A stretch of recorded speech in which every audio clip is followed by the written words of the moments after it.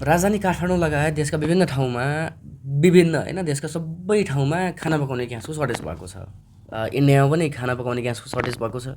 र नेपाल सरकारको एउटा सूचनाअनुसार के भनेको छ, के बाहिर आएको छ भने नेपालसँग पेट्रोलियम पदार्थ अथवा पेट्रोल डिजल चाहिँ केही दिनको लागि पुग्ने स्टोरेज गरेर राखेको छ अरे नेपाल सरकारले। तर खाना पकाउने ग्यास चाहिँ नेपालसँग स्टोर पनि छैन भनेको त्यो सर्टेज नै हो भन्ने खबर आएको छ। यो सर्टेज किन भयो त भन्दाखेरि इरान, अमेरिका र इजरायल बिचको युद्धले गर्दाखेरि चाहिँ सर्टेज भएको छ। एकचोटि किन यसो बुझौँ न हामी, इरान र अमेरिका बिच युद्ध किन भयो, अमेरिका किन यो युद्धमा चाहिँ इन्भल्भ भयो, अमेरिकाको के स्वार्थ थियो, यो बिचको सिनारियो हल्का थोरै बुझ्ने कोसिस गरौँ। भिडियो अलि लामो हुन जान्छ। यो बुझ्नको लागि हामीले सुरुमा त इजरायल र इरान बिच युद्ध हुने स्थिति छ, यो किन सिर्जना भयो भन्ने कुरा बुझ्नु पर्यो। त्यसपछि हामीले बुझ्नु पर्यो अमेरिका किन इन्भल्भ भयो त्यसमा बिचमा, अमेरिकाको के स्वार्थ थियो। अमेरिकाको त कुरो क्लियर के छ भने अमेरिकाको कान्छो छोरा भनेको इजरायल हो। इजरायलले आफ्नो बाउ अमेरिकालाई, आफ्नो पापालाई ल आऊ भनेपछि उसले मान्नै पर्ने स्थिति छ। त्यो किन म एकछिनमा भन्छु। त्योभन्दा पहिला हामी सुरुमा बुझौँ इजरायल र इरान बिच द्वन्द्व किन भयो त भन्ने प्रश्नमा। त्योभन्दा पहिला इजरायल भन्ने देशको बारेमा नै अलिकति बुझ्नुपर्ने हुन्छ थोरै यो कुरा, त्यहाँको बारेमा बुझौँ। यहुदीहरूको देश भनेको चाहिँ इजरायल हो। दुनियाँमा जति पनि यहुदीहरू छन्, जुइसहरू छन्, त्यो सबै जुइसहरूको देश भनेको चाहिँ इजरायल हो। अब उनीहरूको एउटा अर्को नियम के छ भने यहुदीहरू अरू जस्तो क्रिस्चियनिटीमा अथवा हिन्दूमा अथवा मुस्लिममा के हुन्छ भने मानौँ म हिन्दू छु भने म भोलिको दिनमा हिन्दू छोडेर क्रिस्चियन बन्न सक्छु, अथवा भोलिको दिनमा हिन्दू छु म छोडेर मुस्लिम बन्न सक्छु, अथवा मुस्लिम छोडेर हिन्दू आउन सक्छ। त्यस्तो चाहिँ अरू धर्महरूमा छ। तर जुइसमा अथवा यो यहुदीमा के हुन्छ भनेपछि ऊ जन्मजात यहुदी हुनु पऱ्यो कि, उसले क्रिस्चियन छ अथवा अरू कोही धर्मको छ भने उसले आफ्नो धर्म छोडेर म यहुदी बन्छु भनेर ऊ भन्न पाउँदैन। भनेको जन्मजातै हुनु पऱ्यो कि। भन्नुको मतलब यसमा यो बाहिरको धर्मवालाहरू अथवा बाहिरको मान्छे चाहिँ यहुदी हुनु पाउँदैन। उनीहरूको एउटा नियम भनौँ न, यस्तो खालको तिनीहरूको कल्चर छ। भनेको यहुदी दुनियाँमा जति पनि छन् त्यो बाहिरको मान्छे हुन सक्दैन। यहुदीहरू भनेको त्यो प्युर पहिलेदेखि नै जति पनि छन् तिनीहरू नै यथावत हुन्छन् र उनीहरूको सन्तान शाखा सन्तान गरेर चाहिँ यहुदी हुन्छ। दुनियाँका जति पनि यहुदीहरू छन् सबै तिनीहरूको घर, तिनीहरूको देश भनेको नै इजरायल हो। अब त्यहाँको संविधानमै के लेखेको छ भने दुनियाँमा जो जहाँ बसे पनि यदि ऊ जुइस हुनु पऱ्यो, यहुदी हुनु पऱ्यो, यहुदी भयो भने चाहिँ ऊ स्वतः इजरायलको नागरिक हुनेछ अथवा नागरिक हो भनेर चाहिँ उहाँको संविधानले लेखेको छ। भन्नुको मतलब कि दुनियाँमा जति पनि यहुदीहरू छन् ती सबै इजरायलको नागरिकहरू हुन्। अब इजरायलको कुरा गरौँ। इजरायलको कुरा गर्दाखेरि त्योभन्दा अलिकति तिनीहरूको यहुदीहरूको हिस्टोरीतिर पनि जानुपर्ने हुन्छ, थोरै धेरै होइन। जति बेला सेकेन्ड वर्ल्ड वार भएको थियो, दोस्रो विश्वयुद्ध भएको थियो, त्यति बेला जर्मनका शासक अथवा तानाशाही हिटलरले के सोचेको थियो, जुन फर्स्ट वर्ल्ड वार भयो त्यो वर्ल्ड वारमा चाहिँ जर्मनीलाई यति धेरै नोक्सान भयो कि होइन, उनीहरू सद्भावमा थिए एक किसिमले, एकदमै धेरै नै नोक्सान भएको थियो। र हिटलरले के सोचे अथवा के उहाँको थट के थियो भने चाहिँ हिटलरको यो जर्मनी हार्नको मुख्य कारण भनेको नै यी यहुदीहरूले गर्दाखेरि हामी हारेको हो, हामीलाई यत्रो धेरै नोक्सान उठाउनु पर्यो, यसको मेन रिजन भनेको चाहिँ यहुदीहरूको कारणले गर्दाखेरि हो भन्ने किसिमको कन्सेप्ट चाहिँ हिटलरको थियो। अब बिस्तारै सत्तामा हिटलर पुग्यो। हिटलर पनि सुरुमा चाहिँ क्रान्तिकारी नै भयो। हामी यसरी वर्ल्ड वार हार्यौँ, देश ध्वस्त भयो, खतम भएको छ, यी साला नेताहरूले गर्दाखेरि, पुरानो नेताहरूले गर्दाखेरि देश डमाडोल भएको स्थिति छ। अब चाहिँ यसलाई हामी रिफर्मेसन गर्छौँ अथवा विभिन्न एजेन्डाहरू आफ्नो प्रस्तुत गरेर हिटलर जनतामा गए, जनतामा पपुलर भएर ल है हामीले खोजेको नेता, हामीले चाहेको नेता त्यस्तो पो हुनुपर्छ त भनेर चाहिँ सारा जनताहरूले चाहिँ एकलौटी उसलाई भोट दिएर उसलाई सत्तामा पुर्याए। जब हिटलर सत्तामा पुगेपछि ऊ चाहिँ तानाशाह भयो। अब उसको पहिलो एक्सन के थियो भन्दाखेरि उसको थट त त्यही थियो कि यहुदीहरूको कारणले गर्दाखेरि जर्मनीलाई चाहिँ यत्रो धेरै नोक्सान उठाउनु पर्ने अवस्था आएको हो भन्ने उसको दिमागभित्रै बसिसकेको थियो त्यो कुरा। अब उसको पहिलो टार्गेट भनेको यहुदीहरू परे। त्यो बेला दुनियाँमा यहुदीहरूको जनसङ्ख्या भनेको लगभग 90 लाख थियो। टोटल विश्वभरि जति पनि यहुदीहरू थिए सबै यहुदीहरूको जनसङ्ख्याहरू हुन्छ भने त्यो बेला 90 लाख थियो। 90 लाख मध्ये 60 लाख यहुदीहरूलाई हिटलरले मारिदियो, कुनै न कुनै एङ्गलबाट मारिदियो। मार्दाखेरि कसरी मार्यो भन्दाखेरि एक्सपेरिमेन्ट गर्नु छ भने यहुदीहरू सेनाहरूलाई आफ्नो सैनिकहरूलाई चाहिँ ट्रेनिङ दिनु छ भने यहुदीहरूलाई टक्क लाइनमा बसाउने, लाइनमा उभ्याउने, अनि उताबाट आर्मीले चाहिँ टक्क टक्क उनीहरूको टाउकोमा गोली ठोक्ने भनेको ट्रेनिङको पार्ट बनाइदियो क्या उसले। अनि एक्सपेरिमेन्ट पनि बडो डेन्जर टाइपको एक्सपेरिमेन्ट हुन्छ जस्तो हुन्छ नि, मान्छेमा बाँदरको किडनी हालिदिने, त्यो सबै यहुदीमा भइरहेको थियो त्यो बेला। यहुदीको किडनी निकालेर त्यसमा चाहिँ बाँदरको किडनी हालिदिने, सुँगुरको किडनी हालिदिने, अथवा हुन्छ नि विश्वको एकदम डेन्जर खालको चाहिँ एक्सपेरिमेन्टहरू चाहिँ हिटलरले यहुदीहरूलाई गर्न लगाएको। र यो क्रममा सबै गर्दाखेरि लगभग 90 लाख टोटल जनसङ्ख्या त्यो बेला यहुदीहरूको, त्यो बेला 60 लाख यहुदीहरूलाई एउटै हिटलरले मारिदियो, ध्वस्त पार्यो। अब यहुदीहरू त त्यहाँबाट भाग्नु पऱ्यो होइन, त्यहाँ बस्ने स्थिति पनि थिएन। अब थोरै यहुदी यो देशमा, थोरै यो देशमा, म्याक्सिममहरू तिनीहरू चाहिँ अमेरिका थिए। अब उनीहरूको त स्थायी घर अथवा स्थायी ठाउँ भन्ने कुरा नै थाहा थिएन, अब कहाँ बस्ने केही पनि टुङ्गो छैन। तर यहुदीहरू के थियो भने चाहिँ त्यो पहिल्यैदेखि नै, त्यो बेलादेखि नै यहुदीहरूको के थियो भने पैसावाला पढे लेखेका विद्वान भनाउँदाहरू सबै यहुदी, त्यो बेला पनि त्यही थियो क्या यहुदीहरू। त्यही भएर त हिटलरलाई त्यस्तो लागेको, यहुदीहरूको कारणले गर्दाखेरि हामीलाई यति नोक्सान उठाउनु पऱ्यो भन्ने कुरा। नभए तिनीहरू सामान्य हुन्थ्यो भने त कुनै मतलब विषय नै हुन्थेन। तिनीहरू सुरुदेखि नै पैसावाला थियो। त्यसपछि सेकेन्ड विश्वयुद्ध हुन थाल्यो। सेकेन्ड विश्वयुद्ध हुँदाखेरि अब त्यहाँ जसले पनि आफ्नो स्वार्थ हेर्ने कुरा भयो होइन। अब यहाँ अर्को रोल के देखिन्छ भने ब्रिटेनको अथवा अङ्ग्रेजले साउथ एसियालाई कन्ट्रोल गर्नको लागि चाहिँ अङ्ग्रेजहरू आफै इन्डियामा बसेका थिए। एउटा त इन्डियामा बसेको भएर साउथ एसियालाई चाहिँ पुरै त्यहाँबाट कन्ट्रोल गर्थे उनीहरूले। तर जर्मनीलाई कन्ट्रोल गर्न उनीहरूलाई एकदम गाह्रो परिरहेको थियो। अब जर्मनीलाई कसरी कन्ट्रोल गर्ने, बहुत गाह्रो थियो उनीहरूलाई। अब उनीहरूले एउटा कुरा के गरे भने, जुन एउटा प्यालेस्टाइन, त्यतिखेर इजरायल भन्ने देश नै थिएन, प्यालेस्टाइन भन्ने चाहिँ एउटा देश थियो।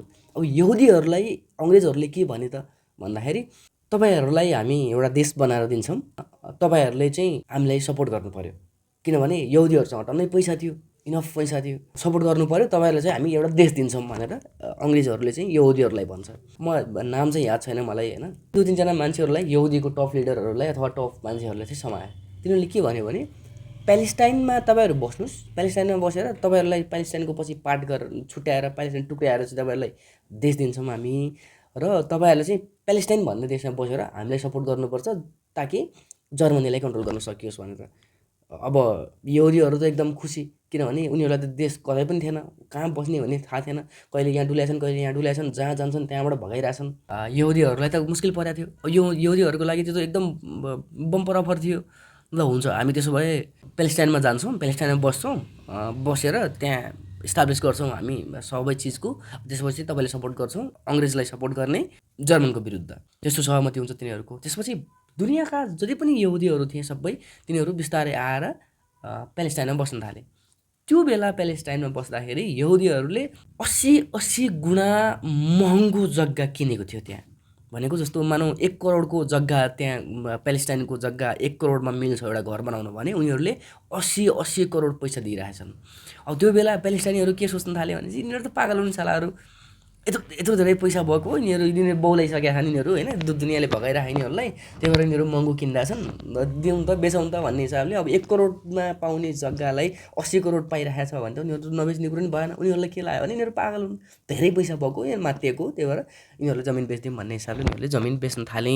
र त्यो बेलाको लगभग प्यालेस्टाइनको जमिन जति थियो त्यो सबै जमिनको 20% जमिन चाहिँ यहुदीहरूले किनिसके। भनेको दुनियाँका जति पनि यहुदीहरू थियो सबै आएर प्यालेस्टाइनमा जमिन किनेर प्यालेस्टाइनमा बस्न थाले। त्यसपछि उनीहरूको प्लान त के थियो भने चाहिँ, प्यालेस्टाइनमा बसेर एउटा डेन्जर प्लानिङ गर्ने ताकि जर्मनीलाई अथवा हिटलरलाई कन्ट्रोल गर्न सकियोस् अङ्ग्रेजसँग मिलेर, त्यस्तो उनीहरूको प्लान थियो। त्यसपछि उनीहरूसँग टन्नै पैसा थियो। उनीहरूको एउटा के नाम थियो होइन, एउटा लेडिज थिए, लेडिजले चाहिँ पैसा उठाउने काम गर्थे अमेरिकाबाट अथवा कहाँ छन् त यहुदीहरू सबै, त्यहाँबाट पैसा उठाएर त्यहाँ स्थायी बसोबासको लागि चाहिँ जुगाड गर्ने कुरा उनीहरूको थियो। त्यसपछि यहुदीहरूले के गरे भने चाहिँ यहाँको इन्फ्रास्ट्रक्चर बनाए, टेक्नोलोजीहरू, दुनियाँको जति पनि उन्नत किसिमको टेक्नोलोजी छ सबै टेक्नोलोजीलाई चाहिँ उनीहरूले बाहिरबाट ल्याए, किनभने उनीहरूसँग टन्नै पैसा छ, टेक्नोलोजी राम्रो ल्याए, हात हतियारहरू बनाउन थाले। त्यो बेला ट्याङ्कर पनि कसरी बनाए उनीहरूले भन्दाखेरि, जस्तो जर्मनीसँग वा अरू देशहरूसँग यदि ट्याङ्करको क्यापासिटी भनेको 2 किलोमिटरसम्म मात्रै मार हान्न सक्ने क्यापासिटी छ भने यहुदीहरूले 3 किलोमिटरसम्म मार हान्न सक्ने क्यापासिटीवाला चाहिँ ट्याङ्करहरू बनाए। मतलब कि अरू विश्वको अरूको भन्दा अलिकति उन्नत टेक्नोलोजी अथवा उन्नत किसिमको हतियारहरू उनीहरूले निर्माण गर्न थाले। यति गर्दा गर्दै जब प्यालेस्टाइनभित्र बसेर यहुदीहरूले हतियार पनि खतरा बनाउन थाले, सब चिज रेडी भयो, टेक्नोलोजीहरू त्यही किसिमको आइसकेको छ, हतियार विश्वको अरू देशहरूको भन्दा उन्नत किसिमको हतियार बनिसकेको छ। जब रेडी भयो सबै कुरा, अनि फेरि तिनीहरू एक्सनमा उत्रे, फेरि युद्ध सुरु भयो। त्यो पनि मतलब कि यहुदीहरू पनि सेकेन्ड वर्ल्ड वारमा उत्रिए, यानि कि पार्टिसिपेट भए। त्यसपछि विश्वयुद्ध चलिरहेको थियो त्यो बेला। यो सबै कुरा 2-3 वर्षभित्रै भइसकेको थियो कि 2-3 वर्षभित्र यहुदीहरू, विश्वका छरिएर रहेका यहुदीहरू आएर प्यालेस्टाइनमा बसिसकेका थिए, उन्नत खालको टेक्नोलोजी ल्याइसकेका थिए, हतियारहरू बनाइसकेका थिए। जब सबै कुरा रेडी भयो, अब चाहिँ उनीहरू युद्धको लागि रेडी हुन्छन्। अङ्ग्रेजसँग मिलेर जर्मनको विरुद्ध उनीहरू युद्ध गर्न थाल्छन्। अब त्यो गर्दा गर्दै सेकेन्ड वर्ल्ड वार पनि सकिन्छ है। त्यो बिचमा पनि धेरै कुरा छन् होइन, धेरै कुरा जान्नु पनि आवश्यक छैन, तर मूल कुरा यति हो। त्यसपछि वर्ल्ड वार सकियो। वर्ल्ड वार सकिएपछि अब अङ्ग्रेजले यता भारत र पाकिस्तानलाई टुक्राइदिए, भारतलाई टुक्राएर त्यहाँबाट निस्के। अब प्यालेस्टाइनलाई पनि छुट्याइदियो उनीहरूले के गरे भनेपछि 60% जमिन चाहिँ प्यालेस्टाइनीहरूको र 40% जमिन चाहिँ त्यहाँको इजरायल भन्ने एउटा देश बनाउने र त्यो इजरायलीहरूको अथवा यहुदीहरूको भनेर चाहिँ त्यहाँ प्यालेस्टाइनलाई चाहिँ टुक्राएर 2 देश बनाइदिए। त्यो बेला पनि युएन थियो, भनेको संयुक्त राष्ट्रसङ्घ त थियो। संयुक्त राष्ट्रसङ्घमा त अङ्ग्रेज भनेपछि अमेरिका पनि अङ्ग्रेजकै अङ्कलको छोरा तिनीहरू हो होइन। भनेको अङ्ग्रेजले जे भन्थ्यो त्यो कुरो अमेरिकाले पनि मान्थ्यो। अब अमेरिकाले मान्ने भनेपछि त युएनले नमान्ने कुरै भएन। अहिले त हेर्नुहुन्छ भने युएन भनेको त अमेरिका नै युएन हो, जे अमेरिकाले भन्छ त्यो कुरो युएनले भन्छ। संयुक्त राष्ट्रसङ्घ भनेको नै अमेरिकाको एउटा सङ्गठन हो भन्दा पनि खासै फरक पर्दैन। जे अमेरिकाले गर्छ त्यसमा चाहिँ ताली बजाउने काम मात्रै गर्छ, अरू त्योभन्दा युएनको खासै हैसियत अहिलेको हिसाबले छैन। त्यो बेला पनि युएनको पहिलो बैठकमै प्यालेस्टाइनलाई छुट्याएर 2 देश भनेर घोषणा गरिदियो र धेरै राष्ट्रहरूले त मान्नै पर्यो, किनभने युएनले घोषणा गरेपछि त युएनले दिइसकेपछि त सबैले मान्नै पर्यो। त्यतिखेर मानियो। अब मान्दाखेरि फेरि तनाव के भयो त भन्दाखेरि प्यालेस्टाइन भन्ने एउटा देश थियो, यहुदीहरूको त देश नै थिएन। अब मिडल इस्टमा के तनाव भयो, के चाहिँ उनीहरूले सोचे भने यो इजरायल भन्ने त देशै थिएन, यो त षड्यन्त्रपूर्वक यहाँ आएर जमिन कब्जा गरेर पैसाको तागतले गर्दाखेरि यो हाम्रो जमिन कब्जा गरेको हो भन्ने चाहिँ थट के थियो भन्दाखेरि मिडल इस्टहरूको थियो। अब यतिकै छोड्नु हुँदैन, यसलाई चाहिँ ध्वस्त पार्नुपर्छ भनेर मिडल इस्टका 8-9 देशहरू यी सबै इजरायलको विरुद्ध युद्ध सुरु गरे। वर्ल्ड वार पछिको कुरा गर्दाखेरि पनि तिनीहरूले सकेनन्, किनभने उसँग त उन्नत किसिमको हतियार थियो, भनेको कसैले पनि सकेन। झन् उल्टै इजरायलले उनीहरूको जमिन पनि कब्जा गरेर झन् आफ्नो टेरिटोरी बढायो। अब युद्ध झगडाको मूल अहिलेको जुन यो कन्फ्लिक्ट भइरहेको छ यसको रिजन भनेको त्यो बेलासँग जोडिएको हो। त्यही भएर मैले त्यो धेरै कुरा जोड्नु परेको थियो यहाँनिर। अब त्यो बेला पनि तिनीहरूले सकेनन्, कसैले पनि झन् उल्टै आफ्नो केही भूमि गुमाउनु पर्यो धेरैले, कसैले पनि सकेन। भनेको अब अहिलेको स्थितिमा हेर्नुहुन्छ भन्दाखेरि मिडल इस्टको कसैले पनि उसँग बोल्ने हिम्मत राख्न सक्दैन, किनभने त्यो बेला पनि उनीहरूलाई थाहा भइसकेको छ कि हामी सक्दैनौँ भन्ने कुरा। अब चाहिँ अरूले खासैले कसैले पनि बोल्नु सक्दैन कि इजरायलले जे गरे पनि भयो। त्यसपछि इजरायलले पनि बिचमा एटम बमहरू बनायो, उसँग आणविक हतियार छ भनेर चाहिँ आफैले कहिले पनि भनेको छैन, तर उसँग क्लियरली छ, सबलाई थाहा भएको कुरा, अथवा उसले परीक्षण नै गरेको उसँग आणविक हतियार पनि छ, किनभने उसलाई चाहिएको पनि थियो, नभए उसको अस्तित्व खतम हुन्थ्यो, तर पर्थ्यो। त्यही भएर उसँग अहिले आणविक हतियार पनि छ र विश्वको उन्नत टेक्नोलोजी अहिले इजरायलसँग छ। जस्तो उन्नत किसिमको क्षेपणास्त्रहरू, उन्नत किसिमको डिफेन्स पनि एकदम खतरनाक डिफेन्स छ त्यहाँको। भनेको जे छ इजरायलमा सबका सब उन्नत खालको टेक्नोलोजी छ। अब अहिलेको युद्ध कसरी भयो यति कुरो त बुझ्दाखेरि हल्का ब्याकग्राउन्ड भयो यो के होइन। मैले यो डेटमा गइनँ र धेरै बिचमा अरू पनि धेरै कारणहरू छ। जस्तो एटम बम बनाउँदाखेरि पनि उसले भयङ्कर ठुलो स्ट्रगल गर्नु परेको थियो, चोरेर बनाएको हो अरूबाट होइन। यो पनि धेरै ठुलो स्टोरी छ, यो गऱ्यो भने धेरै ठुलो भिडियो बन्छ, त्यही भएर छोडिदिउँ यो कुरा। मोटामोटी एउटा बेस भनेको चाहिँ त्यति हो। अब दुश्मनी त त्यहाँबाट भयो नि त। अब सबै मिडल इस्टको देशहरूलाई पनि थाहा छ कि यो देश होइन, यसले कब्जा गरेको भन्ने कुरो सबैले थाहा छ, तर सक्दैन कसैले। नसकेपछि त अब पोपा गर्नु पऱ्यो होइन, उसको चाहिँ भक्ति गर्नु पऱ्यो, अर्को अप्सन हुँदैन, किनभने चुप लाएर बस्नु पऱ्यो। यो दुनियाँमा राज गर्ने भनेको जोसँग पावर छ, जोसँग पैसा छ, जोसँग ठुल्ठुलो हतियार छ, उसले नै राज गर्ने हो, बाँकीले त चुप लाएर हेर्दै बस्ने हो। पावरलाई मेजर गर्ने कुरा पनि धेरै फ्याक्टरहरू हुन्छ, त्यो सबै जोसँग छ उसले चाहिँ राज गर्ने हो। अब मिडल इस्टमा इजरायललाई दुश्मनको रूपमा हेर्नु त हेर्छन् भित्रबाट, तर सक्दैनन्, चुप लाएर बस्छन्। इजरायललाई टक्कर दिने अथवा इजरायलसँग कम्पिटिसन गर्न सक्ने र इजरायललाई म रोकेरै देखाउँछु रोक्छु, इजरायलको अस्तित्व मेटाउँछु भनेर कसमै खाएर इजरायलको विरुद्ध नै लागि परेर बसेको मिडल इस्टमा एउटै देश थियो, त्यो देश भनेको इरान हो।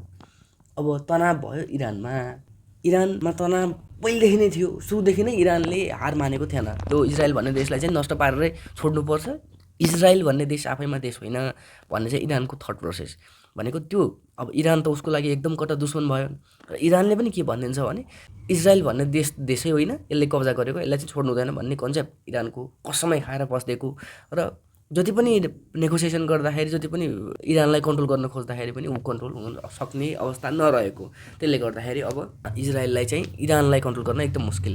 अब खेल सुरु हुन्छ यहाँबाट। योभन्दा अगाडि पनि इजरायलले इरानको राष्ट्रपतिलाई मारिदियो होइन, इरानका टप कमान्डरहरूलाई, आर्मी चिफहरूलाई ड्रोन अट्याकबाट, मिसाइल अट्याकबाट नष्ट गर्दै आएको थियो। योभन्दा अगाडि पनि 12 दिनको युद्ध भएको तपाईँ हामीलाई थाहा भएकै कुरा छ। त्यहाँनिर पनि खासै इजरायलले झन् उल्टो आफ्नै बढी नोक्सान भएको देखिएको थियो। बढी त अभियसली इरानको हुन्छ किनभने सक्दैन उसँग, तर आफ्नो पनि धेरै नोक्सान भयो। उसको आइरन डोम जुन खतरा विश्वमा फेमस थियो, हाम्रो त डोम हो या डोम हो, खतरा हो होइन, हामी त डिफेन्समा त विश्वकै नम्बर 1 छ, सबले मानेको पनि थियो विश्वकै नम्बर 1 हो भनेर, त्यसले पनि रोक्न सकेन। इरानी मिसाइलहरू चाहिँ इजरायलमा गएर बर्सिन थाले, जनधनको केही नोक्सान भयो र त्यहाँबाट उसको भ्याल्यु पनि अलिकति घटेको थियो। त्यो बेलादेखि नै इरान हिरो भएर निस्केको थियो। अब यसलाई कन्ट्रोल त गर्नु पऱ्यो।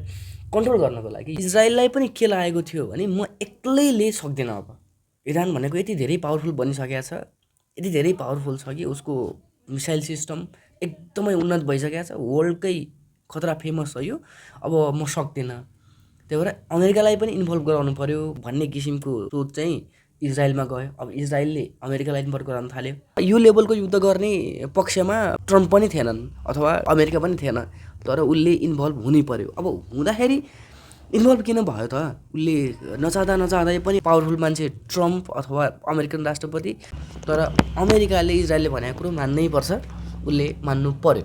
त्यही देखियो यहाँ त। नभए अमेरिकाको कुनै पनि किसिमको यसमा इरानसँग पर्सनल दुश्मनी के पनि छैन। योभन्दा अगाडि अमेरिका आफै इन्भल्भ भयो। उसले B2 बम्बरबाट पुरै उसको एटोमिक प्रोग्राम थियो, त्यो एटोमिक प्रोग्राममा पुरै बमसम बर्साएर ध्वस्त पारिदिएको थियो। त्यो बेला अमेरिकाले के भनेको थियो भन्दाखेरि अब इरानसँग यो न्युक्लियर प्रोग्राम भन्ने चिजै छैन, सबै ध्वस्त पारिसक्यौँ भनेर त्यो बेला भनिसकेको थियो। भनेको अब के चाहियो त अमेरिकालाई?